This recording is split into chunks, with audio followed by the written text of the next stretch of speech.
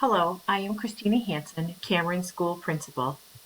Thank you for making the choice to have your child attend our Gladstone Area Schools kindergarten screening.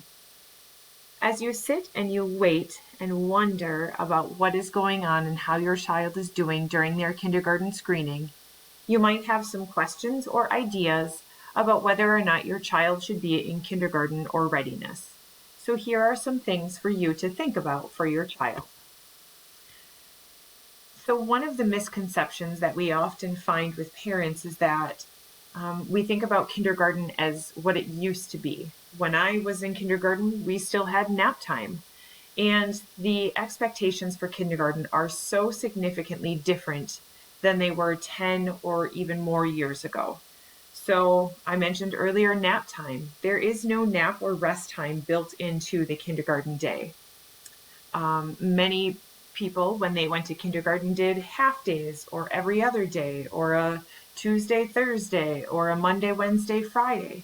And kindergarten now is all day, every day. So they attend school for the same length of time that high school students do.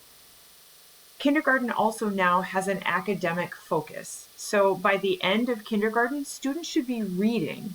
And that typically wasn't an expectation until the end of first grade before. And kindergarten really is about building a level of independence for our students.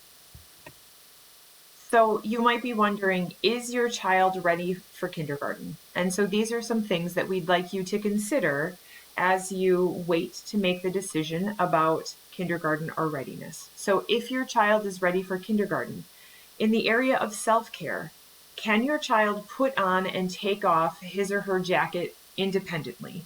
That means that they should be able to zip it up on their own. Can your child snap, button, zip, buckle, and tie their own shoes?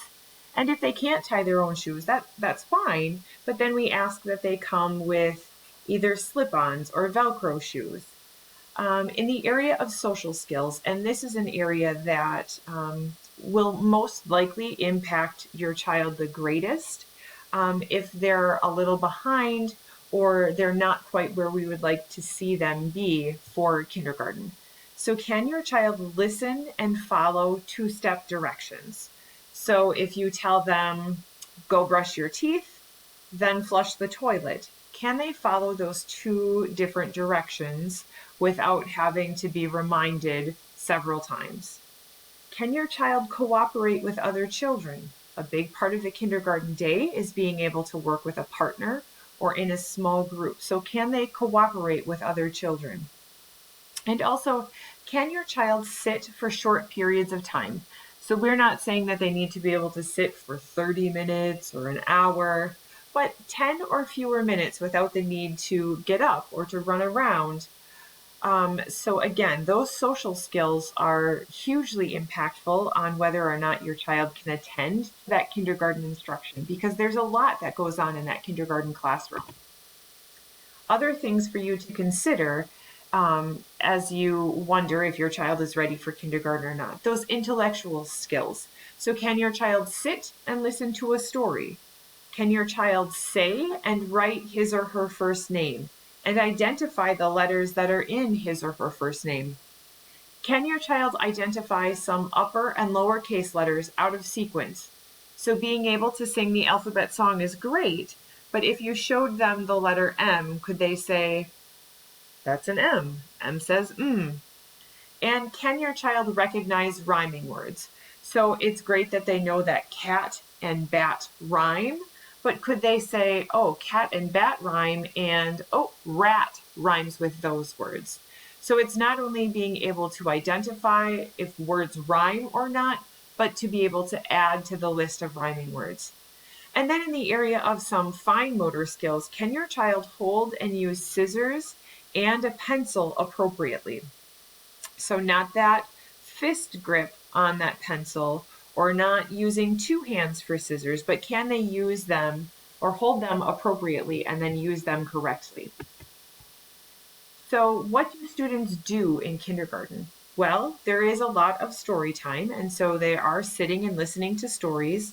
They need to be able to answer questions. They need to be able to work with a partner and work in a small group. And during center time, they have to be able to work independently. Again, there's a lot of instruction that happens in kindergarten related to reading. And so students need to be able to work in those small groups, work with a partner, and be able to sit and listen to that instruction that's being given. So what do students do in readiness? And I will say that there is a big difference between what happens in readiness and what happens in kindergarten. So in readiness, they do literacy and art projects. And not to say that they don't do those things in kindergarten, but there definitely is a little bit more of a hands-on approach in that readiness area.